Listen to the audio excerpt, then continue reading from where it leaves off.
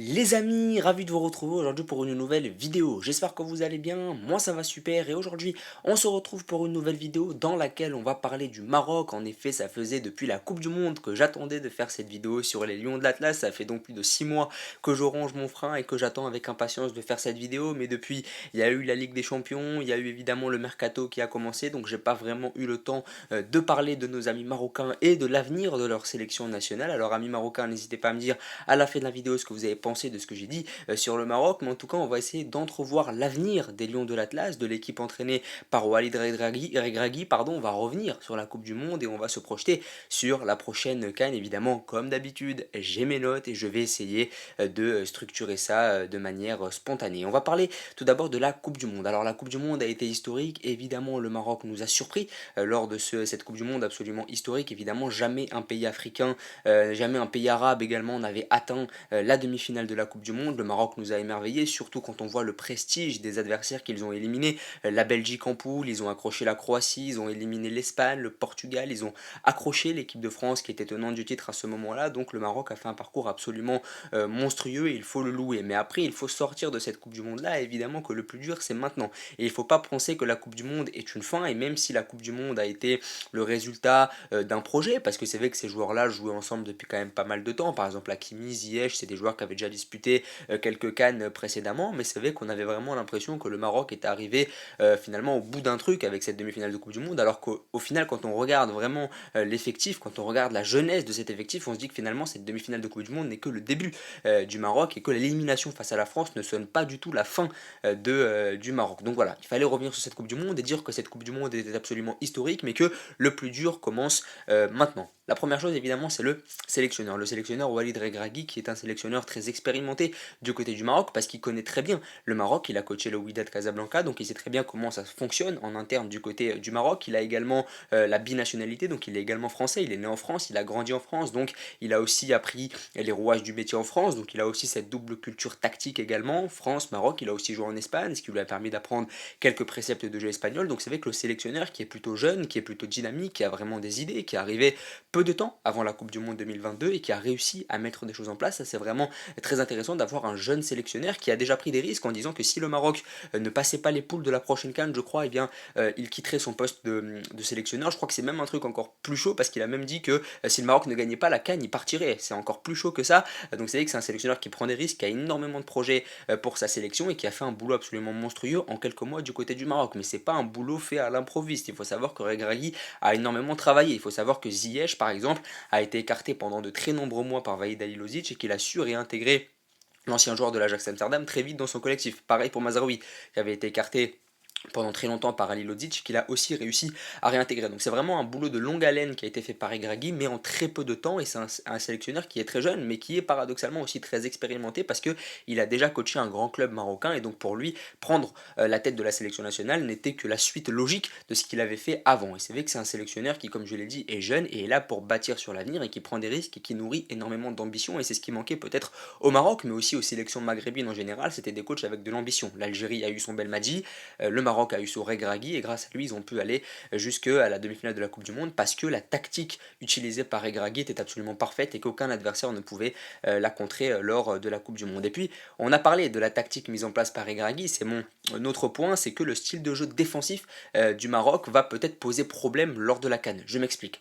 Lors de la Coupe du Monde, le Maroc a affronté l'Espagne, le Portugal, la France. Et la seule fois où ils ont joué, c'était face à l'équipe de France, parce que l'équipe de France a le même style que le Maroc. D'ailleurs, Regragui, lors de la conférence de presse d'avant-match face à l'équipe de France, on avait parlé. Il avait dit qu'il s'inspirait énormément de Deschamps, et finalement, quand il a affronté l'Espagne, le Portugal, qui sont des équipes avec des joueurs plutôt techniques, des équipes plutôt joueuses, etc., qui vont monopoliser le ballon et qui vont forcer l'adversaire à reculer, eh bien le Maroc est très à l'aise, parce que c'est comme ça qu'ils ont réussi à jouer dans un système vraiment avec Amrabat, Ounahi, Amala au milieu de terrain qui attendait vraiment. On avait un Nessiri qui attendait aussi, qui était le premier rideau défensif, un Nessiri, Ziyech et Boufal, et qui attendait vraiment dans un bloc médian, plutôt bas même des fois. Et c'est vrai que c'était un style de jeu plutôt défensif. Face à l'Espagne notamment, on les a vus énormément défendre, même s'ils se sont procurés beaucoup d'occasions, on les a beaucoup vus défendre. Après le but d'En-Nesyri face au Portugal, ils ont vraiment fermé la maison. Ils ont même fait rentrer Achraf Dari sur les dernières minutes, je m'en rappelle parce que ça m'avait marqué. Et c'est vrai que c'est une équipe qui avait vraiment beaucoup défendu. Mais lorsqu'ils sont arrivés face à l'équipe de France, une équipe qui n'a pas pour habitude finalement d'attaquer énormément. L'équipe de France, c'est pas une équipe qui attaque, c'est pas une équipe qui monopolise forcément le ballon, et bien l'équipe de France a marqué au bout de 5 minutes parce qu'il y a eu opposition, il n'y a pas eu opposition de style. Finalement, c'est deux équipes qui se connaissent très bien, alors que face à l'Espagne, face au Portugal, il y a eu une vraie opposition de style et le Maroc est sorti gagnant parce qu'il a réussi à très bien défendre et à être très efficace et a même réussi par exemple à amener l'Espagne jusqu'aux prolongations. Là, ça va être différent parce que c'est différent de jouer la Coupe du Monde au Qatar quand le monde entier te regarde, où c'est vraiment la compétition de ta vie, où tu as envie de tout donner, et de jouer une CAN en Côte d'Ivoire dans des matchs souvent peut-être à 14 h, à 16 h, où il fait très chaud, où les pelouses sont difficiles, où tu vas affronter des adversaires qui vont t'attendre et où tu vas devoir faire le jeu. Et ça va être vraiment très compliqué à assumer pour le Maroc à mon avis, parce que des joueurs comme Ounahi, comme Ziyech, comme Hakimi, qui sont des joueurs qui jouent en Europe, dans des beaux stades, qui ont fait la Coupe du Monde au Qatar également dans des beaux stades, dans des stades climatisés, qui sont des joueurs techniques, ça va être compliqué pour eux, je pense, de se mettre au diapason et de vraiment essayer d'être dominateur. Je dis pas que c'est impossible, mais je dis simplement que cette équipe du Maroc a appris à défendre, à souffrir face à l'Espagne, face au Portugal, et à marquer finalement en contre ou à pousser même les adversaires jusqu'au tir au but. Or, lorsqu'ils vont devoir jouer face à des équipes qui vont attendre et qui vont finalement les forcer à jouer, ça va peut-être être un peu plus compliqué à assumer, même si tu as des joueurs quand même qui sont faits pour jouer, hein. Ziyech, Hakimi, Ounahi, Boufal, c'est des joueurs très techniques qui peuvent aussi faire le jeu, mais je dis juste que ça va être compliqué de passer d'une compétition où tu es l'outsider, où personne ne t'attend, où t'as pas forcément la pression, face à des adversaires où tu as bétonné, où tu les as laissés attaquer. C'est forcément plus facile de défendre que d'attaquer, je pense, dans le foot, et ça c'est mon avis que je tiens toujours, à une compétition où finalement tu vas devoir faire le jeu, où tu vas être attendu, où tu vas être le principal favori avec le Sénégal à mon avis, et donc forcément le contexte va énormément changer. Donc il ne faut pas penser que le Maroc va gagner la CAN tout de suite, c'est pas comme ça que ça se passe dans le football, c'est pas parce que le Maroc est allé en demi-finale de Coupe du Monde qu'ils vont gagner la CAN. On a vu de nombreux exemples, le Ghana en 2010, ils sont à deux doigts, à un cheveu de la demi-finale s'il n'y a pas tout ce qui se passe, on connaît évidemment le contexte, et puis après c'est juste une malheureuse finale de CAN en 2015, sur 10 ans le Ghana. Donc c'est vrai que finalement tu peux faire de grosses épopées en Coupe du Monde, mais derrière ne pas assumer en CAN parce que les contextes sont complètement différents. Et comme je l'ai dit, c'est différent de défendre face à l'Espagne et face au Portugal que d'attaquer face à la Guinée-Bissau et face à la Guinée équatoriale ou l'Angola, que sais-je. Donc c'est vrai que c'est un contexte qui est complètement différent et c'est très compliqué. Belmadi avait beaucoup insisté là-dessus aussi à l'époque. Il avait dit que c'était compliqué de jouer face à des équipes comme le Sierra Leone, comme la Guinée équatoriale, parce que c'est pas le même contexte que lorsque tu vas jouer une Coupe du Monde. Quand tu vas jouer une Coupe du Monde au Brésil ou au Qatar, le monde entier te regarde et forcément tu donnes tout et t'es pas forcément attendu. Or sur la CAN t'es attendu et là le Maroc va vraiment être très attendu. Ensuite, il y a un Maroc qui est de nouveau attractif. On a l'impression que le Maroc peut attirer des binationaux de nouveau. Il y a Ben Seguir, il y a Adli, ça va être vraiment intéressant de voir si ces deux joueurs-là vont choisir le Maroc. A priori, Adli c'est fait.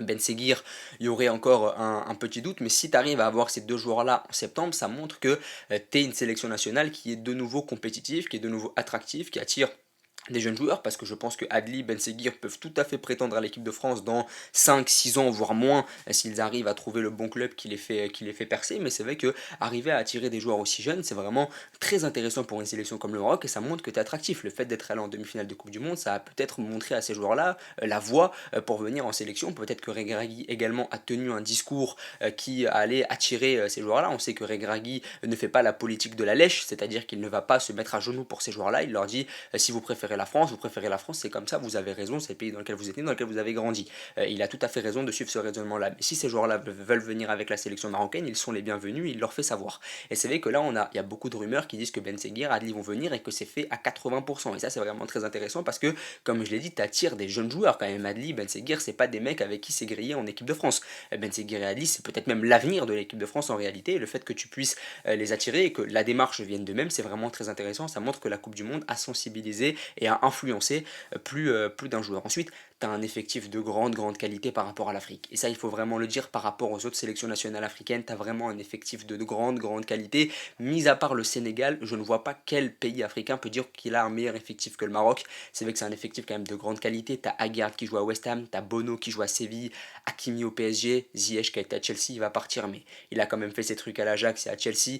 En-Nesyri c'est Séville, Ounahi c'est l'OM, Amrabat il va signer dans un grand club prochainement, Mazraoui c'est le Bayern Munich, donc tu as vraiment des joueurs qui jouent dans des très gros clubs qui sont reconnus en Europe, et ça c'est vraiment intéressant parce que comme je l'ai dit, mis à part le Sénégal, et encore j'ai quand même l'impression que l'effectif du Maroc est meilleur que celui du Sénégal, tu as quand même un effectif qui est largement supérieur à ce qui se fait ailleurs en Afrique. Si en plus tu rajoutes des binationaux comme Ben Seguir, comme Adli, ça peut être encore plus intéressant. J'ai pas cité Harid qui revient de blessure, mais là aussi il faut également le notifier, donc tu as vraiment des joueurs de très grande qualité. Mais là il va y avoir aussi un autre problème, ça va être attention à ce que j'appelle le phénomène de l'Algérie. Qu'est-ce qui s'est passé avec l'Algérie? L'Algérie a gagné la CAN 2019 et j'ai l'impression, ça n'est pas méchant, mais j'ai l'impression que l'Algérie a chopé ce que j'appelle la grosse tête du vainqueur. C'est-à-dire qu'ils ont un peu pris la grosse tête et qu'ils se sont peut-être vus un peu trop beaux. Lorsqu'ils gagnent la CAN 2019, ils sont absolument monstrueux et lorsqu'ils arrivent à la CAN d'après, forcément ils ont peut-être un peu pris la grosse tête. Lorsqu'ils ont joué le premier match face au Sierra Leone, ils se sont peut-être vus trop beaux et ils ont été accrochés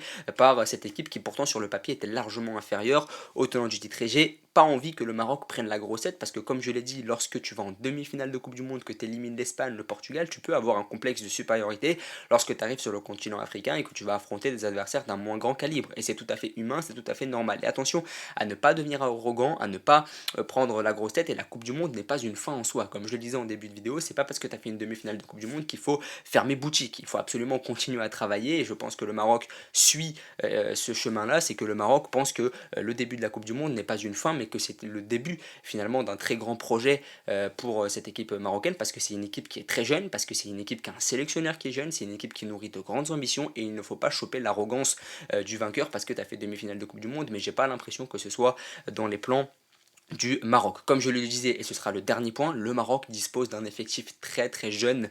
Voilà, Ounahi, Hakimi, Amrabat, Mazraoui, Aguerd, il n'y a que Saïs qui est peut-être vieillissant, peut-être Bono, mais Bono est un gardien, donc c'est pas forcément problématique. Et puis je pense qu'il y a des jeunes gardiens qui poussent derrière.